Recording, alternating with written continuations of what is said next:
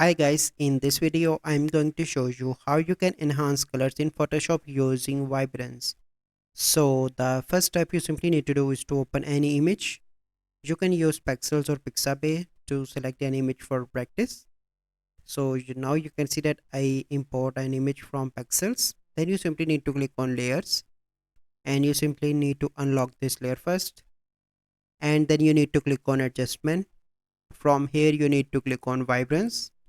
And now you can see vibrance and saturation. So you simply need to drag this onto the right side and you can see image. So this is okay. And now I am going to add saturation as well. So here you can see on this side you can see gray and white, and on the other side you can see beautiful colors in image. So that's look good. Okay, so now let me show you before and after.